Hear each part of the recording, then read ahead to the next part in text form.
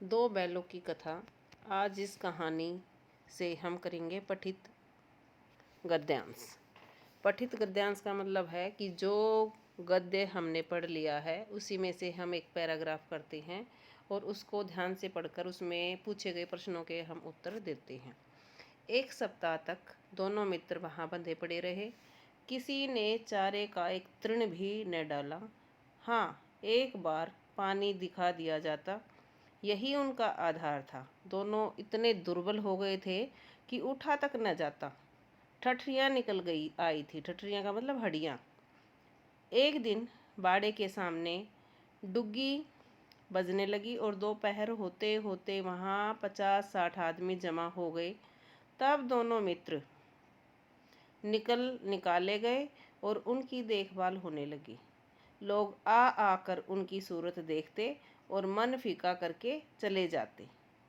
ऐसा मृतक बैलों को कौन खरीदार होता। मृतक बैल मतलब जैसे हीरा और मोती को बहुत दिनों तक कोई भी घास फूस के अलावा, घास फूस क्या, उसे तो उन्हें तो केवल पानी ही दिया जाता था, तो खाने का सामान नहीं मिला था। इस कारण वो बहुत ही दुबले पतले हो गए थे। तो इसमें से अब हम प्रश्न देखेंगे कि लोग डुग्गी बजने पर आ आकर क्यों चले जाते थे और वे किन्हें देखकर निराश होते थे। इसका उत्तर होगा कि लोग डुग्गी बजने पर आ आकर इसलिए चले जाते थे क्योंकि कई दिनों से चारा, पानी और देख रेख के अभाव में दोनों बैल अत्यंत कमज़ोर हो गए थे। उनकी हड्डियां निकल आई थी। प्रश्न नंबर 2 जो पूछा गया है, कांजी होस के बाड़े के सामने डुग्गी बजने के कारणों का उल्लेख करते हुए बताइए कि उसके कारण वहाँ कितने लोग आ पहुँचे थे। कांजी होस के बाड़े के सामने डुग्गी बजने के कई कारण थे। एक तो नीलामी के मतलब नीलामी से बिकने वाले पशुओं को खरीदारी करने के लिए लोगों का कांजी होस में लोगों को बुलाया गया था।